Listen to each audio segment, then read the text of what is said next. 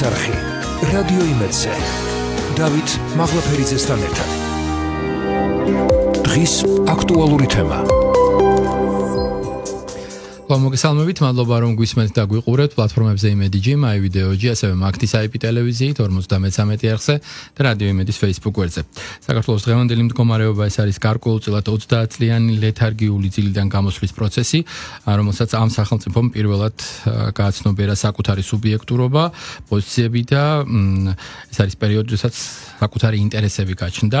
მას აცხადებს საერთაშორისო ურთიერთობების სპეციალისტი შოთა თხელიძე, რომელიც შემოგვიერთდა სტუდიაში. მოგესალმებით შოთა, მადლობა გადაცემაში მონაწილეობისთვის. მოკლედ, გადაცემის ამ მონაკვეთში ჩვენ ვისაუბრებთ საქართველოს გეოპოლიტიკურ როლზე, იმ გამოწვევებზე, რომელიც არსებობს და ამ რეალობაში საკუთარი შესაძლებლობების წარმოჩინებაზე იმგვარად, რომ არც თქვათ საკუთარი მნიშვნელობა დაიკარგოს და პარტნიორული ურთიერთობებიც ავაწყოთ და გამოგვივიდეს. ეს არ არის მარტივი, როგორც ჩანს კრიზისული გარემო საკმაოდ მძაფრია წლების განმავლობაში და გინდა არ გინდა გიწევს ანგარიშის გაწევა.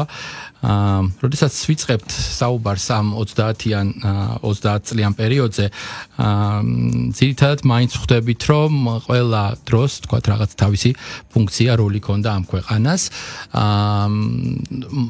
თუ შესაძლებელია განვიხილოთ პატარა ქვეყნის პრიზმიდან, რას ნიშნავს პარტნიორული ურთიერთობა, თქვათ ერთია სურვილი, რომ გინდა თანასწორად მოგექცენ და მეორე რეალობა, როდესაც თქვათ გიწევს დიდ მოთამაშეებთან ყოფნა. ეს როგორ სინთეზია ერთმანეთთან და უფრო კონკრეტულად რას გულისხმობთ აი ამ 30 წლიან, ასე ვთქვათ, ლეთარგიულ ძილის პროცესზე.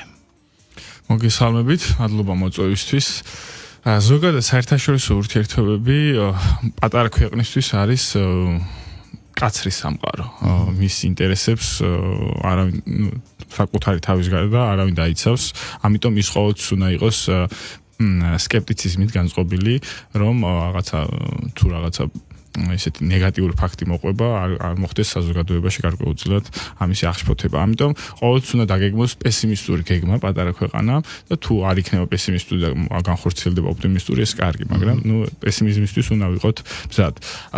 ეს ლეთარგიულ ძილსაც შეეხება ეს 30 წელი პრაქტიკულად არა მარტო ჩვენი საგარეო პოლიტიკა, დიპლომატიური სამსახური, არამედ შიდა ბიუროკრატიაც იყო უკვე გაწერილი გეგმით, ასე ვთქვათ, ფუნქციონირებდა, რომელიც აი მზა, ასე ვთქვათ, გეგმა იყო, რაღაც სტანდარტები, რომელიც, ანუ როგორ გითხრათ, მიზანი უკვე დასახული იყო და აი ამ გეგმას უბრალოდ მიყვებოდა.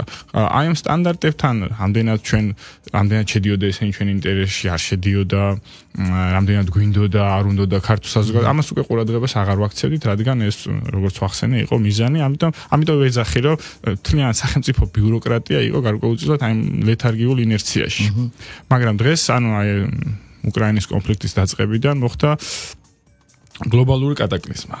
ეს გლობალური კატაკლიზმა ნიშნავს იმას, რომ ეს უნიპოლარულ სამყაროს გაუჩნდა ბზარები, ეს ბოლო 30 წლიან უნიპოლარულ სამყაროს გულისხმობს შეერთებული შტატების აბსოლუტურ ჰეგემონიას და აი ამ ბზარებმა გამოიწვია ის, რომ ჩვენ მოვხვდით აი ამ ბზარზე გავიარეთ, მოდი ასე ვთქვათ, შეიძლება ეს უხეში დახასიათებაც რა ვთქვათ და ამიტომაც შეგვეხო ეს მტკივნეულად ბოლო ეს 3 წელიწადი, აღმოჩნდა, რომ აი ეს დასახული მიზანი, რომელიც ამ ქვეყანას ჰქონდა, შეიძლება კარგია, მაგრამ რაღაც აი ამ რყევებში, აი ამ კატაკლიზმებში შეიძლება გამოიწვიოს ამ ქვეყნის დაზიანება. ამიტომ გახდა ეს საჭირო ასეთი დამოუკიდებელი ლავირების პოლიტიკის დაწყება, რომ ეს აი მიზნის მიღწევაში, ამ მიღწევის გზაზე ისე არ აღმოჩნდეს, რომ ეს ქვეყანა არა თუ რაღაცა დადებით პოზიტიურ შედეგს მიაღწიოს, არამედ პირიქით რაღაც ნეგატიური ასახვა არ პოვოს.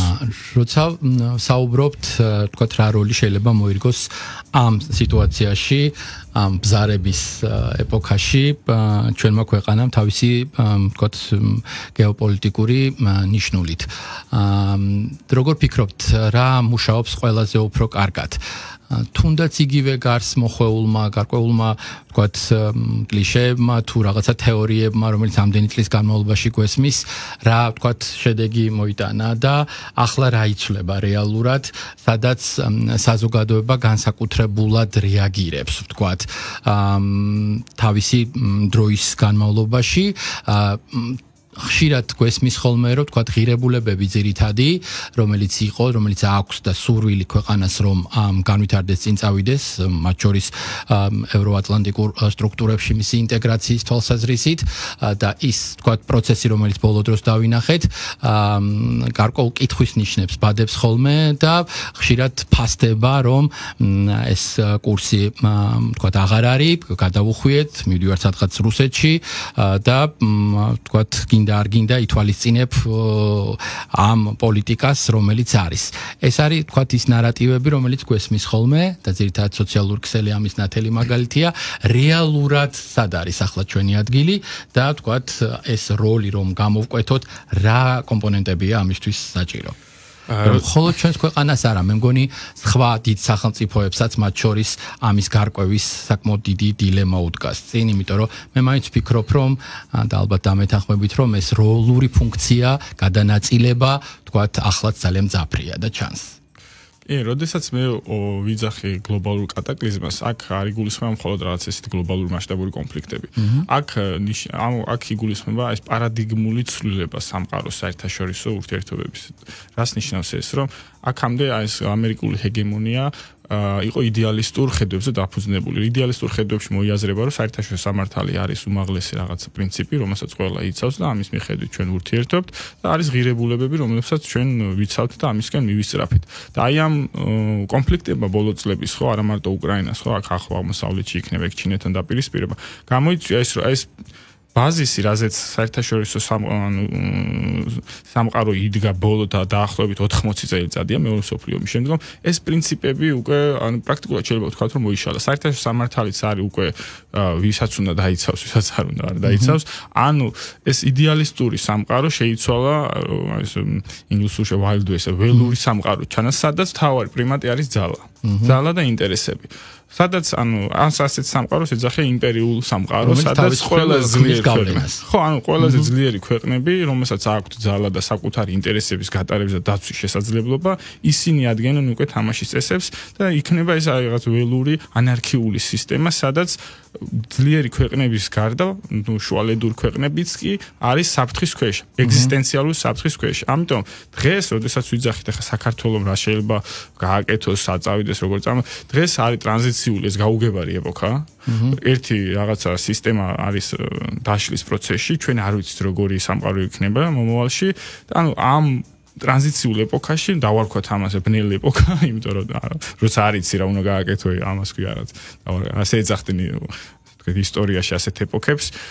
თავარი არის ეგზისტენციალური გადარჩენა, რომ შეინარჩუნოს ქვეყანამ სახელმწიფოებრიობა და თუ ეხა რაღაც სარგებელსაც ნახავს ამ ტრანზიციაში, ეს რა თქმა უნდა დადებითი მოვლენა იქნება ჩვენთვის. კი ბატონო, აი ამ გამოწვევების ფონზე ეს მარტივი საქმე არ არის, შეინარჩუნოს სახელმწიფოებრიობა, ჩვენ გვასმის ჩრდილოვანი მმართველობა, deep state-ი, ბრძოლის პროცესი, რასაც ვუყურებთ და იმედი იმისა, რომ თქვა ტრამპის ადმინისტრაციის შემთხვევაში ეს მარტივად დამარცხებადი იქნებოდა. მაგრამ რაღაცნაირად დროშია ეს გაწერილი პროცესი. თქვენ როგორ ფიქრობთ მისი დასასრულის დასაწყის უყურებთ ახლა თუ თქვათ კიდევ შეიძლება რაღაცა იმგვარი მოვლენები განვითარდეს, რაც ასევე დროს გაწელავს ამ კუთხით? ჩვენ როდესაც საუბრობთ შეერთებულ შტატებზე, ჩვენ რეალურად საუბრობთ ორ სახელმწიფოზე, ხა ახსნი რას გულისხმობ. არის შეერთებული შტატები შიდა პოლიტიკაში, ანუ ცალკე ბიუროკრატია და ცალკე პოლიტიკური პროცესებია, ცალკე მსოფლმხედველობებია, ცალკე ღირებულებებია და არის შეერთებული შტატები საგარეო პოლიტიკაში. ეს არის ცალკე უზარმაზარი ბიუროკრატია, რამდენიმე 10,000 ადამიანი, წარმოიდგინეთ, ეხლა ყველა ქვეყანაში აქვს საელჩო ორგანიზაციები, აქ რაღაც კომიტეტი, რაღაც საბჭოები, წარმოიდგინეთ, ეხლა ეს რა მასშტაბის ბიუროკრატია, ხო? ტრამპი არის ამერიკის შიდა პოლიტიკას, ასე ვთქვათ, ფლობს და ის არის ხელმძღვანელი, მაგრამ აი ამ მეორე ნაწილზე მას პირველი პრეზიდენტობისაც უჭირდა ასე ვთქვათ, დამორჩილება აი ამ ბიუროკრატიის და როგორც ჩვენ ახლა ვხედავთ, ეხლაც ასეთი ბრძოლებია, რამდენად მოახერხებს. შეიძლება ვთქვათ, რომ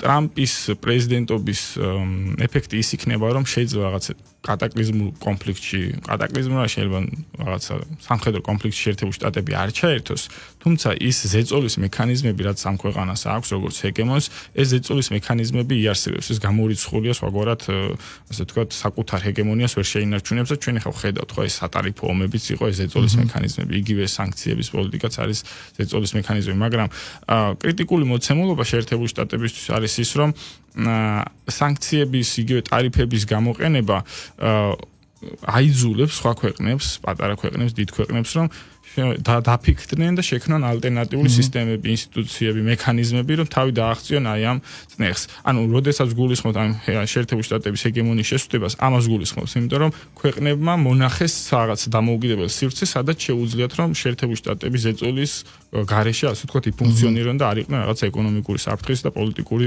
საფრთხეების ქვეშ. ხო. ჩვენ გვასწავლდნენ რომ ეკონომიკა ქმნის პოლიტიკას.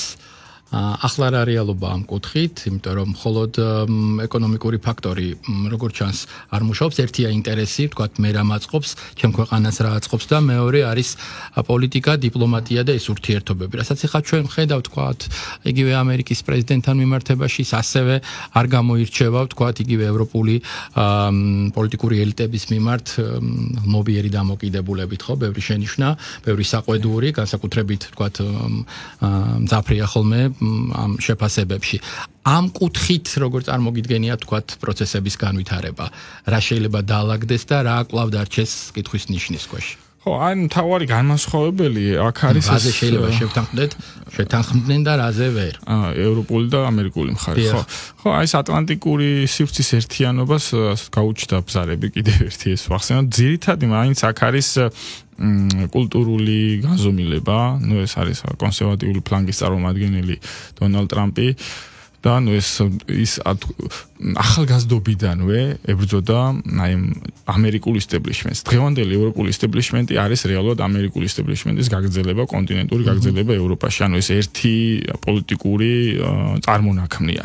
ამიტომ ნუ შეერთებული შტატებში ტრამპმა თქვათ ეს დაამარცხა ეს ისტაბლიშმენტი, ნუ დაამარცხა იმ გაგებით, რომ პოლიტიკური ძალაუფლება დროებით წაართვა, მაგრამ ევროპაში რჩებიან აი ამ ამერიკული ისტაბლიშმენტის გაგრძელება, ამიტომ ის მათ არ წყალობს. ამიტომაც იყო, რომ JD Vance-ის გამოსვლა იყო ასეთი კრიტიკული მიუნხენის კონფერენციაზე, რომ ეს თქვენი პოლიტიკები, მსოფლმხედველობა და მართვის სტილი, რომელიც ძირს უთხრის აი დემოკრატიის პრინციპებს, სიტყვის თავისუფლებას, გამოხატვის თავისუფლებას, ეს ჩვენ არ მოგწონს და ეს ევროპაში უნდა ასე ვთქვათ დაბრუნდეს.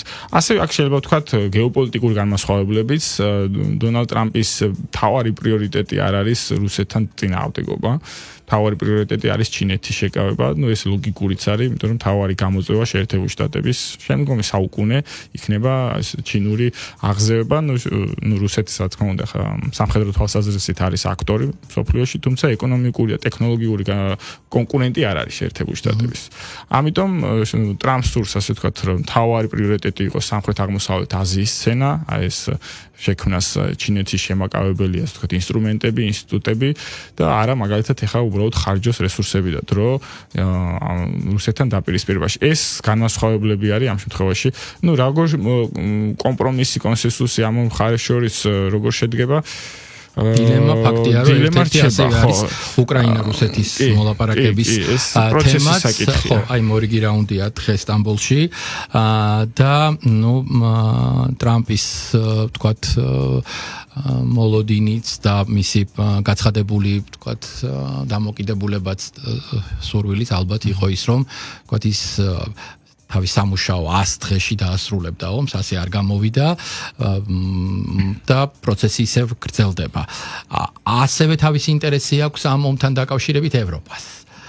აი აქ სად იკვეთებიან და საცდებიან ერთმანეთს და ზოგადად ეს პროცესი, რადგან მაინც დღის თემა და ბოლო თქვათ 3 წლის თემა ეს კონფლიქტი, ეს ომი, როგორ წარმოგიდგენიათ მისი თქვათ ბოლომდე მისვლა?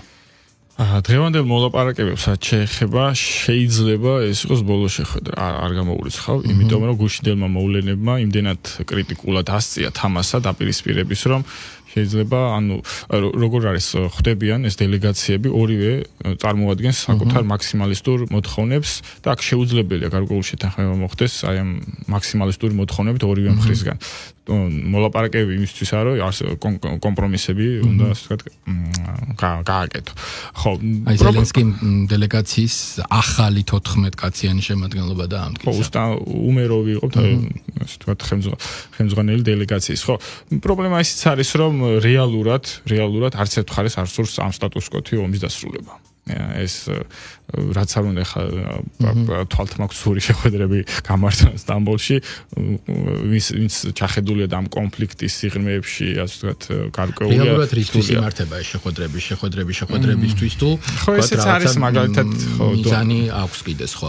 შეიძლება მოსკოვის მხრიდან ტრამპს დაანახონ, რომ აი მე მშვიდობა მინდა და აი მზად ვარო პირდაპირ ვესაუბრო უკრაინულ მხარეს. ასევე აქ შეიძლება იყოს ისიც რომ ვიტკოფის მოდერაციამ დიდი შედეგი ვერ გამოიღო და შეიძლება ამ მოდერაციიდანაც შეერთებული შტატები დროებით გავიდა რომ მე შემდგომ აი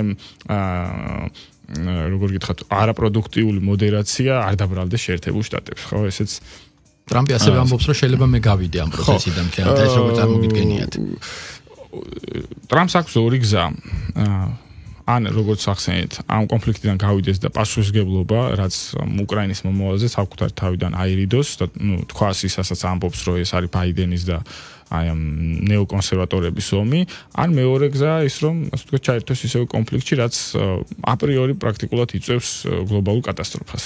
მოგწონს არ მოგწონს ეგ არის, იმიტომ რომ ეს არის ეგზისტენციალური ომი რუსეთისთვის და არის იმპერიული ეგზისტენციალური ომი შეერთებული შტატებისთვის, იმიტომ რომ აქ მარცხი ძალიან დიდ რყევებს გამოიწვევს ატლანტიკურ სივრცეში. რაც შეეხება თვითონ ევროპის გეგმა რა არის? მაქსიმალურად გაწელოს შეერთებული შტატების ჩართულობა უკრაინის კონფლიქტში, მათ იმედი აქვთ, რომ ტრამპის შემდგომ დაბრუნდება ხელისუფლებაში ისევ ნეოკონსერვატიული ძალები და უბრალოდ ეს 4 წელი გადააგორონ და სწრაფად არ გავიდეს დონალდ ტრამპი და ასევე ის რომ ასე ვთქვათ